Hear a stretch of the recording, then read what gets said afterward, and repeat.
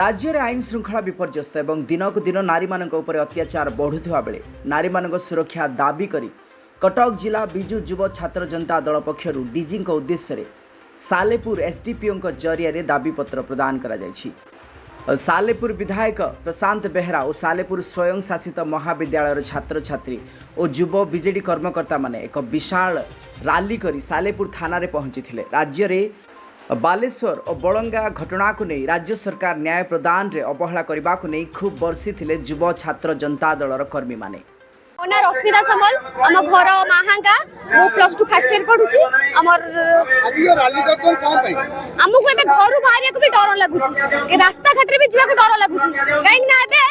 नारी निर्यातन पुलिस निया होउनी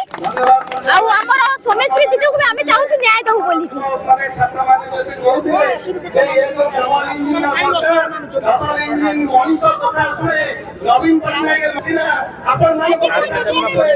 एबे नारी की बहुत जोर भी दुष्कर्म करी चली चंदी सेति पई के हमें चाहू सोमेश्री दीदी को न्याय दउ बोली की उप मुख्यमंत्री भी ताको निज एरिया रे भी भले से ताकर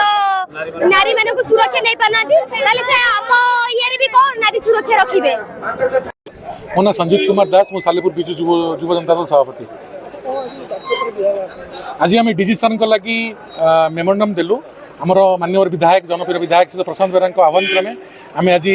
शताधिक बिजु युव जनता दल और छात्र जनता दल भाई मैंने आम आज डीजी सर लगे मेमोरेंडम देलु कारण आप जानते दीर्घ 11 मास है ओडिशा जो भाई भाव गोटे माने नारी माने सुरक्षित ना राजरास्त नारी आज राति 6टा पर जावाक डरुची तेणुक माने आपण तो आईन विपर्यस्त आईन श्रृंखला विपर्यस्त तेणुक यह आम विरोध करुचु एवं आगामी दिन में जदि यही भाव जदि ये सरकार अंध सरकार जदि आईन श्रृंखला को जदि ठीक न करे एवं आम नारी मान सुरक्षा न दिए ताले आगामी दिन में पंचायत स्तर वार्ड स्तर संग्राम जारी रहिबो। मोर नाम होती भाग्यश्री राव मु बनरा गाँ रो आसी मु +2 फर्स्ट ईयर पढु जदि उप मुख्यमंत्री तांको निज एरिया रे नारी माने को सुरक्षा दे परनाती हमको कोन सुरक्षा नारी सुरक्षा देबे